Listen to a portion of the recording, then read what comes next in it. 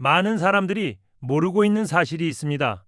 이현주가 선거가 끝나니 여기저기 나와서 정청래 대표 책임론을 떠들고 다니죠. 그런데 김용남, 김관영, 죄다 이현주, 당신이 밀어주던 사람들입니다. 그런데 더 큰 문제는 뭔 줄 아십니까? 이현주의 지역구인 용인에서 현근택 용인시장 후보가 낙선했습니다. 이현주가 그 누구보다도 열심히 밀어줬고 용인은 민주당이 유리한 지역인데도 낙선했습니다. 그 이유가 황당합니다. 영상으로 함께 보겠습니다. 대통령께서 메시지를 남겼고 의미가 있는 메시지였다. 그걸 한번 띄워주시겠습니까? 같이 한번 볼까요? X 발언이죠. 이재명 대통령께서. 그래서 대한민국은 비싸도 너무 비싸다. 그리고 국민 보유 자산 중 부동산 비중이 많이 낮아졌다고는 하나 여전히 너무 높습니다. 대한민국 주식시장이 여전히 저평가되는 원인 중 하나입니다. 대한민국은 반드시 부동산 투기공화국 탈출, 창업국가로 대전한 대체 불가 핵심 국가로 발전을 이뤄내야 됩니다.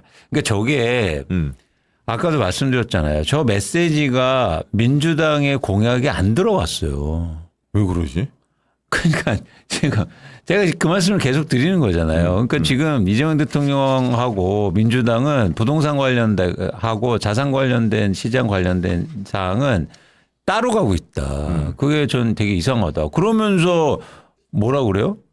이재명이 픽했다고 막 그런 얘기하고 따로 가면서 그게 저는 아니 정원을 픽한 건 사실이잖아.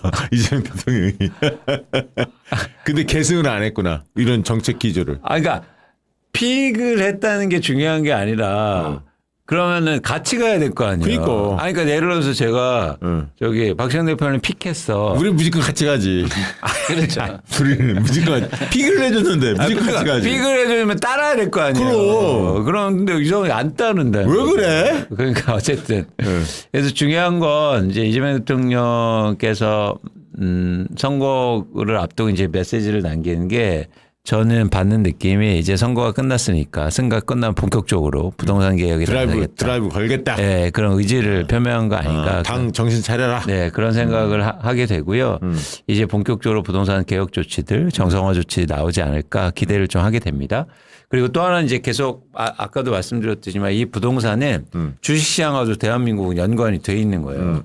그렇기 때문에 같이 가져야 된다. 그러니까 우리가 관심을 가져야 하는 이유가 거기 있는 거야. 그렇죠. 지금 부동산 왜 주식만 다루면 되지 부동산 왜 다뤄? 이렇게 생각하는 분 있을 수 있는데 아까 우리 박시동 대표님도 말씀 주셨고 이광수 대표님 지금 말씀하시는 것도 보면 연동돼 있다. 왜냐하면 자산을 어느 쪽에 우리가 관심을 가질 거냐. 그럼요. 근데 시장이 부동산 쪽으로 확 드라이브를 걸면 돈 빼고 그쪽으로 투자하는 거 아니야. 그렇죠. 그렇죠. 그러면 안 된다. 근데 이거 추진하겠습니다. 토지거래 허가제 해제, 재산세 인하 이거 누가 한 겁니까? 이거 도대체 띄워보세요 이거. 이거 뭐 다 이제 아시잖아요 이제. 아시니까 이제 얘기해. 이거 정호공학이에요? 아니야. 누구 공학이야 이거? 있어요. 있어? 나 참. 근데 떨어졌어. 떨어졌어. 그러니까 제가 보니 근데 되게 흥미로운 지점이 있어요. 저런 공약들을 지역별로 시장이라든지 많이 구청장이 냈어요. 그러니까 서울은 좀 예외인데 그런 후보들이 다 떨어졌어. 아, 그래요? 네. 공교롭다. 네. 그러니까 저게 안 먹히는데 왜 저걸 쓰는지 모르겠어요. 그리고 대통령 뜻도 아니잖아. 그렇지. 그리고 우리가 지향하는 정책의 방향도 아니잖아요. 근데 왜 저런 공약들을 내고 저런 얘기들을 하면서 막판에 막 표를 얘기하고 그런지 잘 모르겠다. 댓글에 현근택 나오는데 맞아요? 맞습니다. 난 몰랐네 우리 동네인데. 이런 공약. 아니 그럼 이기던지. 참. 진짜. 그러니까 제가 말씀드렸잖아요. 같은 욕망으로 대결하는 이거는 제가 정치나 선거는 잘 모르지만 상식적으로 그게 맞는 얘기입니까? 무슨 얘기냐면 한쪽은 너무 당연하게 세금 인하해 주겠습니다. 재건축해 주겠습니다. 얘기하고 있는 쪽이 있었고 우리는 원래 얘기 안 하다가 그렇지. 자, 우리도 해드릴게요 하는 순간 그러면 여기 이 자체가 가장 핵심적인 이슈로 떠오르지. 그러니까요. 그게 선거에 그것만 보이지. 그렇죠. 그잖아. 맞습니다. 아니 그러니까 단순하게 제가 이거 글루타세를 팔고 있어요. 20% 할인해서. 홍보 잘한다. 근데 이거 너무 잘 팔렸어. 네, 잘 네. 팔려서 옆에서 배 아프니까 이거 안 팔던 가게에서 여기서 뛰어오는 여기서 동키 크림에서 이거 맞아. 잠깐 돈깨 크림을 팔고 있는 가게가 있었어. 근데 이 글루타세를 팔고 있는 가게가 서로 있었어요. 네. 근데 어느 순간 갑자기 여름이 와서 목이 물리잖아. 그럼 글루타세 필요해. 필요해. 그래서 막 글루타세 엄청 잘 팔려. 그랬더니 돈키 크림에서 갑자기 야 우리도 돈키 글루타세 팔아 이렇게 했어. 그러면 사람들이 와 저 집 좋다고 이 집에서 글루타세 사겠어요? 그렇지. 원래 판 집에서 사지. 그러니까요. 그지. 종갓집 가잖아. 그렇죠. 그러면 이렇게 하죠. 자 여름에 샤워 많이 하시니까 돈키 크림 더 많이 바르셔야 되죠. 그렇지. 이렇게 올 거 아닙니까? 그렇지. 아니 이거 상식이 아니에요? 그렇죠. 그러니까 선거 공학적으로도 남의 동네 남의 그라운드에서 싸우는 거예요. 그렇지. 그러니까 멍청하지. 프레임 세팅부터 주세요. 잘못된 뭐야, 거예요. 이거. 네. 아니 여러분 이게 상식적으로 아니 우리는 투자를 하는 분들이 우리 같이 투자하잖아요, 여러분. 투자를 하는 곳은 철저하게 상식이 통해요. 사기가 통할 수가 없다고. 그건 작전이고 그건 거지. 그렇지. 그래서 저는 이게 주식시장에 판단하고 이럴 때 이제 상식적으로 생각하고 모두 다 그렇게 생각하는 거에 제가 그래서 주도주 같은 얘기를 하는 거예요. 모든 사람들이 좋아하는 주식을 사고 그런 것들을 민감하게 읽고 이런 거잖아요. 그거를 정치로 딱 보면 너무 이건 아니, 이해가 안 똑같아요. 돼요. 왜 그러냐면 주식도 있잖아요. 사람들의 마음이 모이잖아. 아까 네. 매력 있는 쪽에 주도주가 됐다. 어떻든 흐름을 읽잖아. 선거가 뭡니까? 선거 승리하려면 유권자의 마음을 얻는 거야. 네. 그럼 유권자의 마음을 얻기 위해서는 어떻게 해야 돼요? 유권자가 어떤 생각을 하는지 알아야 돼. 인식을. 옳고 그름의 논쟁이 아니라고. 유권자가 생각하는 인식 구조에 내가 적극적으로 다가서는 거야. 사실은. 똑같죠. 똑같다니까. 주도주 사는 거네. 똑같은 거야. 그게 선거도. 근데 이광수 대표가 선거도 잘할 것 같아. 내가 볼 때. 시장 나가라. 오세훈 붙어. 오세훈 다음에 못 나오지 않아요 이제? 아니 그 제한이 없어. 또 나와요? 또 나올 수도 있어. 네. 어차피 대권 안 되면 걔 또 나올 거야. 와 충격적이다. 아 나 도저히 안 되겠다. 아 여러분 진짜 이게 말이 됩니까? 저는 이제 너무 어제 잠을 한 30분 잤나? 짜증 왕짜증이야 진짜. 그리고 주택 구입 물량 지수 그건 뭡니까 이거? 그러니까 이재명 대통령이 계속 얘기하는 거예요. 집값이 너무 비싸다. 그래서 이 지표는 그러니까 중간 소득의 가구가 서울에서 아파트 주택을 대출 받아서 살 수 있는 주택의 양이에요. 무슨 얘기냐면 10년 전에는 그래도 중간 소득의 가구가 20채는 살 수 있었어요. 대출 받으면. 근데 지금 이게 7채로 이렇게 떨어진 거예요. 그만큼 소득이나 그런 여건보다 집값이 크게 오른 거죠. 그러니까 살 수 있는 여력이 줄었잖아요. 저거를 다시 올려야 된다. 제 상태로 돌려야 된다. 저게 사실 이재명 정부와 대통령이 계속 얘기하는 거고 그런 측면에서 우리가 어떤 부동산 정책을 낼 건지를 계속 고민해야 되죠. 이제 저는 진짜 이제 시작이 된 건데 한번 기대해 보겠습니다. 왜 기대해 보냐면 어쨌든 선거 때문에 조금 미뤄진 측면이 있지만 있죠. 지금 뭐 정부도 그렇고 국토교통부도 그렇고 청와대도 그렇고 제가 솔직히 말씀드릴게요. 뭐 자문 많이 의뢰하잖아요. 광수 대표님 많이 찾잖아 정부에서. 아니 그거는 이제 그거대로 하고 이제는 제가 솔직히 말씀드리면 제가 이 시장이 이렇게 갈 수 있으니까 우리가 좀 이렇게 경각심을 많이 갖고 뭔가 준비를 많이 해야 돼 이런 얘기들을 많이 전달 드렸어요. 예. 그럼 그때마다 나오는 게 준비하고 있다 이런 얘기를 많이 받았거든요. 예. 한번 보겠습니다. 이 준비한 게 그러면 나와야 되잖아요. 그래서 어쨌든 대통령께서 이제 포고문을 열었으니까 이런 정책들이 과연 잘 나오는지. 근데 이게 종합적으로 나와야 된다. 대책처럼 한두 가지가 나와서는 해결된 문제가 아니다.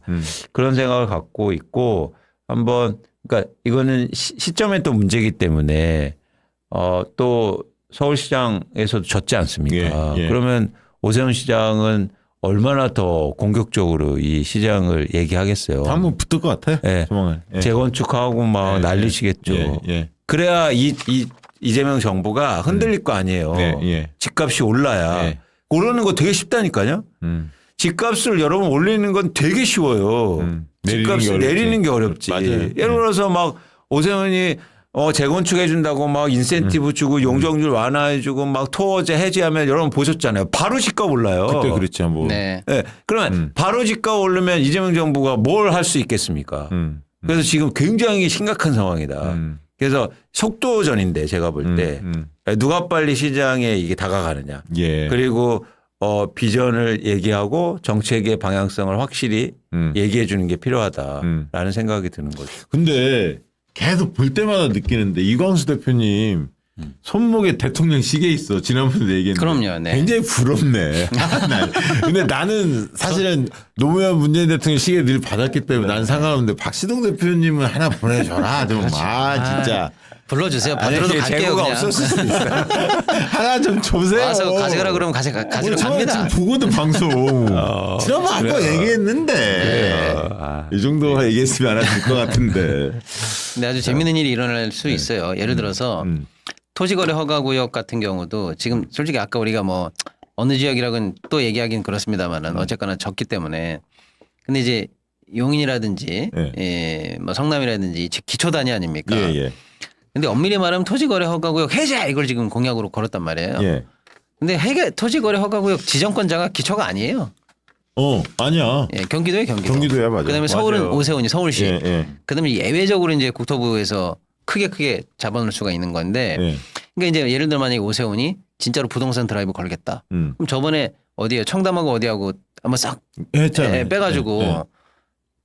한 달 만에 다시 하면서 항복 선언했지. 항복 그러면서 뭐 해프닝이 있었어요. 뭐 이게 말이 됩니까? 예.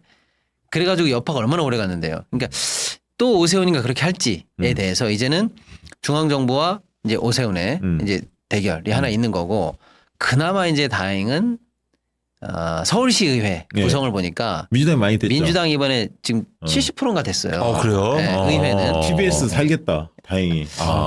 그렇죠. 다행이다. 그래서 다행이다, 그거. 일단은 적어도 뭐 의회에서 만드는 조례는 얼마든지 만들 수 있는데 당연히 이제 시장이 또 거부권이 있으니까 뭐 거부할지는 모르겠습니다만은 그래서 의회 마음대로 될지 안 될지는 몰라도 오세훈이 마음대로는 쉽게 안 된다. 이제 저지할 수 있는 힘은 있다. 근데 그 지점에서 전 또 회의적이에요. 뭐냐면 그게 또 지역의 민원이잖아. 이게 그럼 이렇게 그러니까 민주당 시의원들 대상으로 두 분이 강의하는 걸로 하자. 내가 그걸 추진해 볼게. 그럼 어때? 서울시 의원들 있잖아요. 네. 되신 분들 강의를 한번 해. 네. 부동산 강의. 제가 볼 때 이거는 제가 민주당이 강의를 얼마 만에 했는데요. 그러니까 시장 되는 게 빠르다니까. 야, 민주당 국회의원 되고 얼마나 강의를 많이 했는데 하나도 안 바뀌잖아요. 강의 이제 필요 없어요. 이제는 부동산 개혁은 무조건 탑다운이에요. 답답. 네, 대통령부터 출발한 저 의지를 정부가 받고 그리고 그냥 이거는 강행한다. 좋다. 국토교통부하고 그리고 금감원하고 국세청하고 해서 그리고 기획재정부하고 해서 세금, 금융 딱 해서 패키지로 무조건 간다. 네. 미로 탑다운을 해야 돼요. 이제 썸네일 나왔네. 난 강연 더 이상 안 한다. 아니 제가 차라리 서울시장 하지. 민주당 강연 얼마만 민주당 갔죠. 그 민주당 어디 민주연구원 강의했죠. 가서 막 화도 내고 달러도 보고 우리가 이렇게 안 됩니다. 울어도 보고 개개인마다 만나서 의원님 이러시면 안 돼요. 그래서 제가 또 잘 보이려고 어떻게 했습니까? 주식으로 꼬시려고 지역구마다 쫓아다니면서 내가 무료 강연 해드릴게요. 맞아. 그래서 지역구마다 쫓아다녀서 제가 지역에도 다 무료 강연해주고 그런데도 저는 속뜻으로 독특이시다. 부동산 개혁 동의해 주겠지. 그런데 뭐 강의만 듣고 끝이야. 또 하나. 정원호가 민주당 지지자들한테 바람을 일으키고 큰 지지를 받았던 거는 이재명 대통령에 대한 어떤 기시감 같은 효과가 있었죠. 중앙정치 무대에서 큰 게 아니라 지역에서 자기 실력을 갖고 이렇게 어떤 입지와 정치적 기반을 다져서 이제 커오는 행정으로서 어떤 지자체장으로서 이런 능력들을 좀 높이 평가한 거고 그런 부분을 또 이제 이재명 대통령이 평가를 함으로써 민주당 지지자들한테는 이재명 대통령을 보는 것 같은 기시감 혹은 또 이재명 대통령이 선택한 사람 이라는 것들이 크게 어필을 하면서 정원호 바람이 불었던 건데 그거는 이제 민주당 지지자들 안에서의 어떤 판단이었던 것 같고 결과적으로는 정원호 후보는 뭐 실제로 그렇든 안 그렇든 많은 사람들이 대통령 픽이라고 이재명 대통령 픽이라고 생각이 되는 후보였는데 그럼에도 불구하고 안 됐다라는 거는 대통령 지지율이 높지만 대통령 픽이라고 무조건 되지는 않는다는 거. 뭐 이런 게 하나 있고요. 정은호 캠프의 패착 중에 하나는 이제 부자 몸살이는 캠페인을 했죠. 현직 시장은 오세훈인데도 불구하고 마치 정원호 후보가 그냥 무난히 잘 무탈하게 큰 탈 없이 이렇게 캠페인을 치르면 된다라는 그런 좀 이걸 뭐 착각이라고 해야 될까? 뭐 좀 판단 미스라고 해야 될까요? 오세훈 쪽에서는 계속 네거티브 공격을 했습니다. 무슨 뭐 칸쿤에 갔느니 뭐 옛날에 무슨 뭐 양천구에 무슨 비서실장일 때 뭐 폭행 사건이 있었느니 굉장히 좀 지저분하긴 하지만 나름대로 이 악물고 달려드는데 어떤 그런 정원호 후보 캠프는 그런 절박함 같은 것들이 좀 국힘보다는 없지 않았나. 같이 네거티브를 했었어야 된다는 게 아니라 정말 그런 어떤 헝그리 정신이라고 해야 될까? 정말 저 캠프가 열심히 하는구나. 정말 서울시장이 되고 싶어서 정말 열심히 뛰고 서울 시민들을 설득하기 위해서 정말 모든 걸 다 내놓고 뛰는구나라는 느낌이 사실 좀 부족했습니다. 지나고 나면 정원호 후보가 성동구에서 뭔가 이렇게 잘했다라고 하는데 뭘 잘한 거지?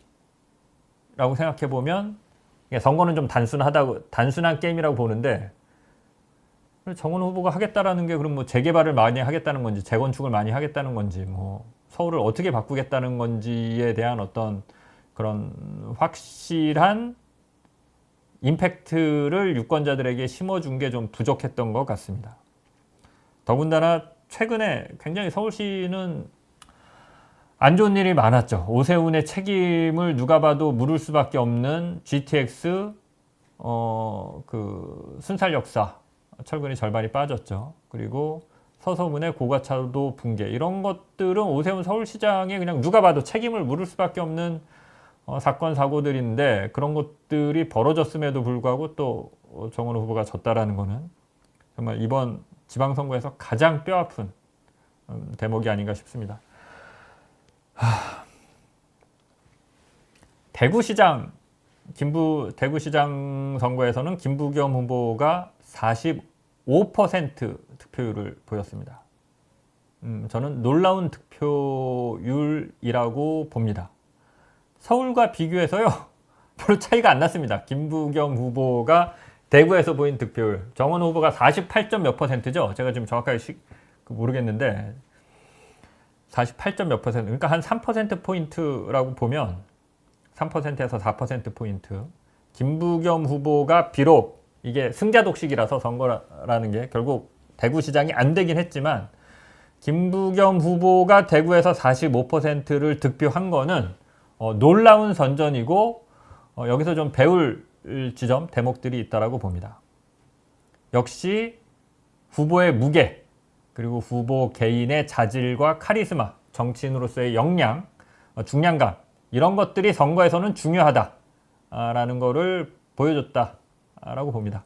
김부겸은 뭐 어찌 됐건 좀 뭐 정치판에서 투표를 해본 유권자들이라면 대충은 얼굴 보고 이름 보면 다 아는 그런 정치인이죠. 중량감이 있고 대구에서 오랫동안 활동을 해왔고요.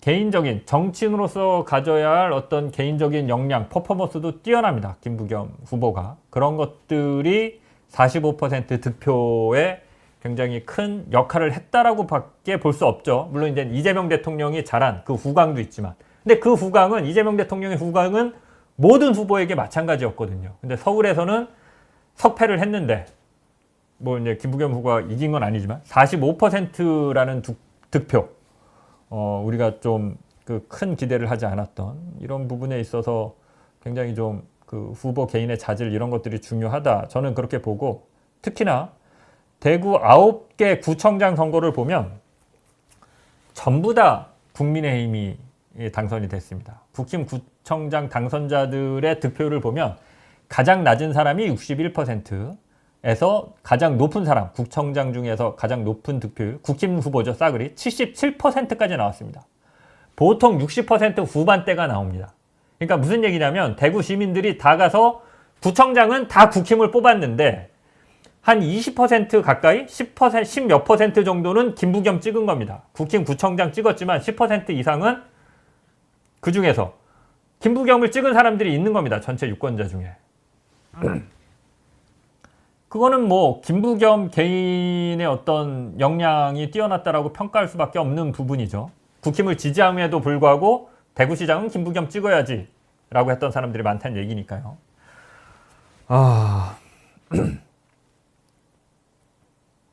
전반적으로 저는 이번 선거에서 이제 저는 이제 민주당이 판정패를 했다. 뭐 완패라고 보진 않고요. 뭐 석패 내지는 판정패라고 보는데, 민주당이 민심을 잘 살피고 어떤 각 지역적 특색이나 지역의 유권자들의 바람이나 이런 것들을 잘 살펴서 후보를 공천했다라기보다 좀 분위기에 취해서 자신들이 원하는 후보, 전부는 아니죠. 근데 주요 선거구와 관련해서는 자기들이 위에서 결정해서 후보를 내리꽂은 듯한 그런 느낌이 좀 있습니다. 지방선거는 거의 경선을 하긴 했지만, 특히 이제 국회의원 재보궐 선거에서 좀 전략공천을 주로 다 하다 보니까 몇몇 주요한 또 선거구에서 그런 것들이 좀 도드라져서 그런 느낌이 좀 있었던 걸로 보입니다. 그게 이제 대표적으로 정원호 서울시장, 하정우 어떤 좀 그 부산 북구가 후보가 떨어진 반면 부산시장은 전재수 후보가 승리를 했죠. 유권자, 그 지역의 민심, 그 지역의 유권자들하고의 유착이 잘 돼 있는 후보가 역시나 이기고, 좀 위에서 내리꽂은 듯한 후보들이 떨어지는 경향을 보이지 않았나, 이렇게 평가를 합니다. 개인적으로 주목하는 부분 몇 개, 그냥 요건 여러분들 관심사는 아닐 수 있는데 제 관심사 지역을 몇 개 말씀드리면 한 두 군데 되는데요. 제가 취재해서 보도했던 부분입니다. 일단 저랑은 딱히 상관이 없는데 제가 이제 이명수 기자, 서울의 소리 이명수 기자님이랑 친하게 지내다 보니까 강원도 영동 지방에 이제 관심이 생겼는데요.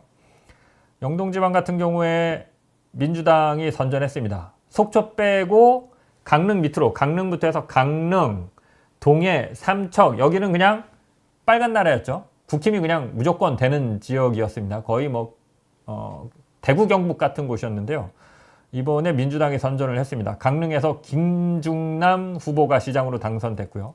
동해에서는 이정학 민주당 후보가 시장으로 당선이 됐습니다. 제가 강릉과 관련해서는 강릉의 현 시장, 국민의힘이죠. 체육회를 통해서 부정선거 운동을 하고 있는 거 아니냐라는 의혹을 제기한 바 있습니다. 제가 정식으로 리포트를 만들진 않았지만 그 내용을 취재해서 김어준이 지지행하는 겸공에서 그 내용을 또 이렇게 뭐 보도라고 해야 될까요? 전해드렸고요. 그래서 이제 제가 취재해서 보도한 지역구기 때문에 관심이 있었는데 뭐 제가 관심을 가져서 그렇게 된 건 아니겠지만 어찌됐건 민주당의 김중남 후보가 당선된 거는 굉장히 좀 반가운 일이고요. 개인적으로는. 제가 또 취재했던 지역구가 하나 있습니다. 창원이죠. 경남 창원. 여기는 이제 국민의힘 강기훈 후보가 굉장히 창의적이고 독특한 방식으로 사전선거 운동을 한 거 아니냐 취재해서 그 내용을 보도했었는데, 강기훈 후보가 지난 총선에서 떨어지면서 창원에서 그 국회의원이 안 되면서 창원 바로 옆에 있는 경남 진주시에 남동발전이라는 공기업이 있는데 남동발전 사장으로 갑니다. 낙하산 사장으로 가죠. 여기 사장으로 있으면서 창원 지역의 봉사단체들, 시민들을 불러서 뭐 밥도 사주고 인사도 하고 악수도 하고 뭐 자기 뭐 얘기도 하고 이런 식의 사전 선거 운동을 한 거 아니야? 라는 의혹을 이렇게 보도를 통해서 제기했죠. 지역에서는 좀 시끌시끌했다라고 합니다.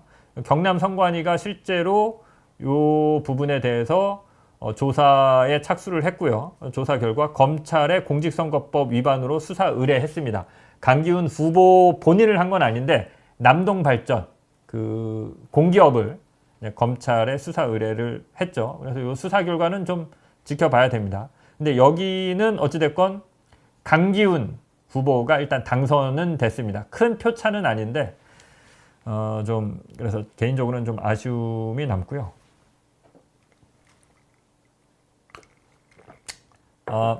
댓글창이 또 이렇게 싸움이 일어나나요? 제가 마지막에 이제 싸우지 말자 이런 하나만한 뻔한 얘기를 하면서 오늘 얘기를 마무리하려고 하는데 일단 더 가보겠습니다. 몇 가지 제가 이번 선거의 결과라고 그럴까? 제가 이제 좀 의미를 두는 부분들을 좀 짚어보자면 대선 주자들의 명암이 엇갈렸는데요. 민주당, 저는 이게 이제 가장 뼈아픈 부분인데 민주당의 대선 주자들이 패배했습니다. 그리고 국힘의 대선 주자들이 승리한 지방선거입니다.